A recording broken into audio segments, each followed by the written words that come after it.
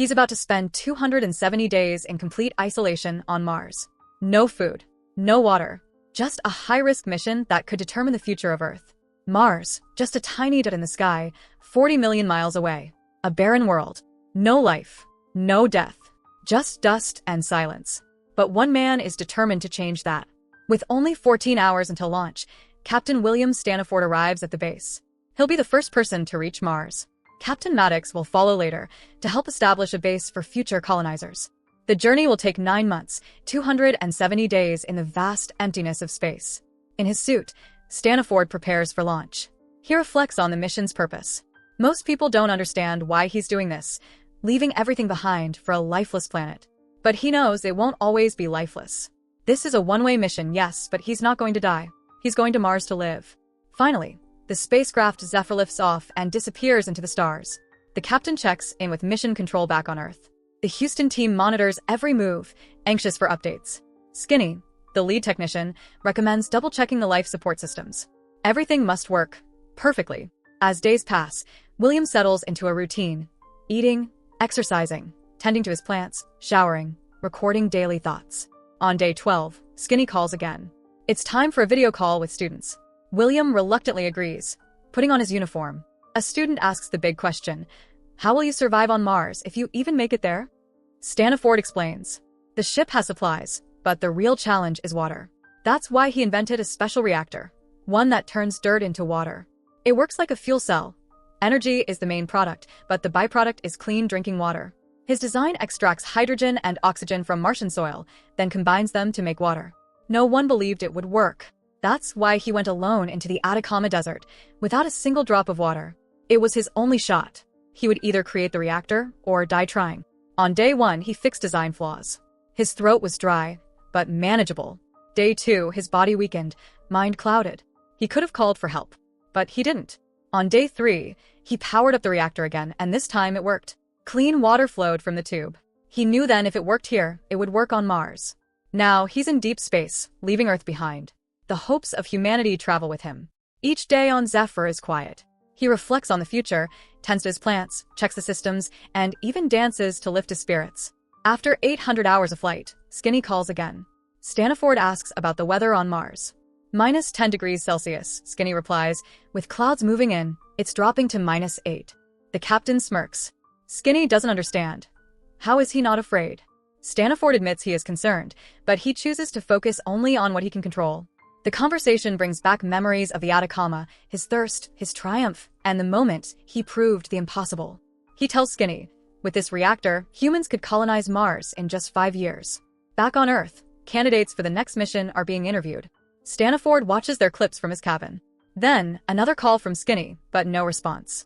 He calls again. Still nothing. Stanaforth is sitting quietly in the corner, reading.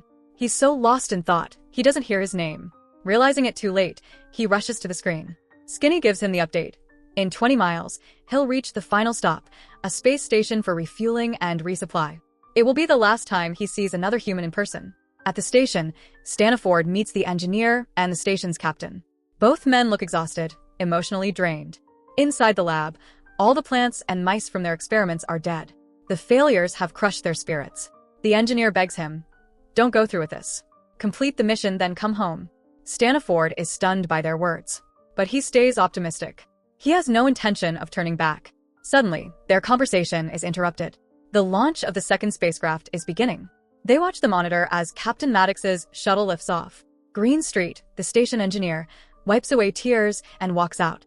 Behind him, Captain Worley steps in. He pleads with Stanaforth to reconsider. He doesn't understand how serious this mission really is. But the captain returns to Zephyr. Back in orbit, he resumes his routine. He speaks to the students again, this time opening up about his past. He recalls the day his marriage ended. His daughter, Kessie, had won a literary award.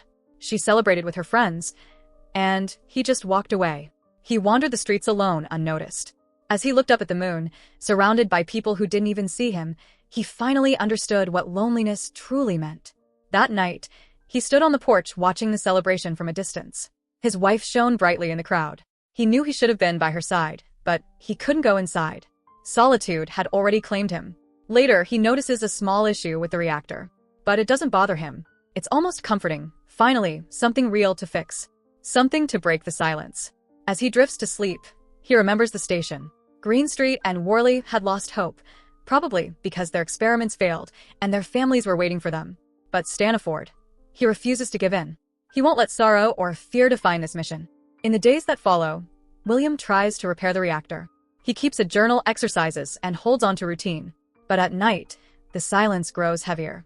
One evening, he wakes up from a nightmare and impulsively contacts Captain Maddox. She's irritated it's late, and his reason for calling seems trivial. Later, Stanaforth receives calls from family and friends. It's his birthday. Their voices offer comfort, if only for a moment. He smiles, thanks them, and returns to his quiet rituals, talking with students, tending to his plants, trying to stay grounded. Days pass. William continues his routine. Exercise, plant care, watching interviews with new mission candidates. At night, he listens to sounds from Earth, birds, laughter, music, anything to feel human. One day, he sees a solar flare and rushes to the porthole. The brilliance is breathtaking. But the next crisis hits fast. The reactor breaks down completely. He tries to connect it to another battery, but a short circuit contaminates his water supply. As he inspects the tank, he debates whether to report the failure to Skinny. But if Mission Control finds out, they'll end the mission and bring him home. He can't let that happen.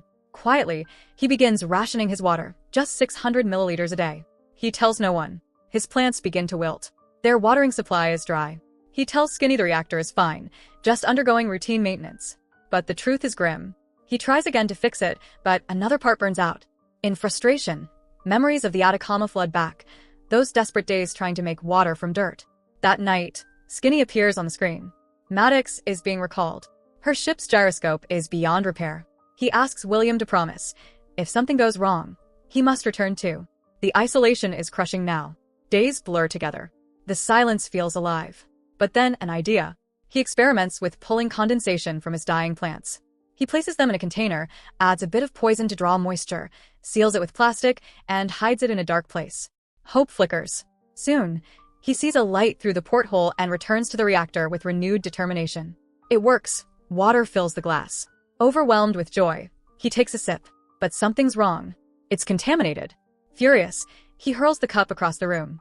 He drinks what condensation he can gather, barely enough to survive. He tries fixing the reactor again and fails. In a burst of rage and hopelessness, he screams at the ship, calling it a piece of junk. Moments later, guilt creeps in. He apologizes to the shuttle like it's a trusted companion.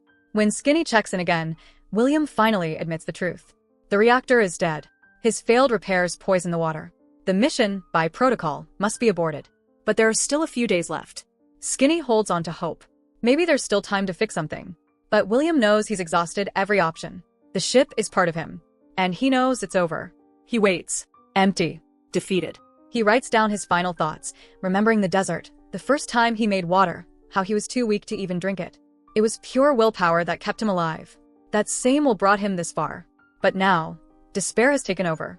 Skinny calls again. It's time to go home. But William doesn't answer. Instead, he cuts Houston's control and takes command of the ship himself. He's made his decision. He will finish the mission. Skinny pleads with him. Alone, William can't make it. But communication goes dark. Days pass. The Zephyr drifts silently through space. William doesn't know where he is. His coordinates are uncertain. He only hopes someone someday will read his log. If his calculations are right, he'll reach Mars soon. If not, he'll miss it by hundreds of thousands of miles. Still, he keeps going. Routine persists, eating, checking life support, trying to sleep. But hope fades. Guilt and failure haunt him. He feels sorry for Skinny, who keeps trying to reach out. But he can't bear to respond. He's broken. Emptiness takes over. At times, he thinks about stepping outside the ship without a suit, just ending it. Then, Skinny's voice cuts through the static. A warning. A magnetic storm. The signal breaks again, but the urgency is clear. William checks the sensors. He's close. Very close. He suits up and prepares for descent. Contacting Houston, he reports his arrival. 3 minutes to landing. The descent is rough, but successful. He's made it. The first human on Mars. He reconnects with mission control. Silence.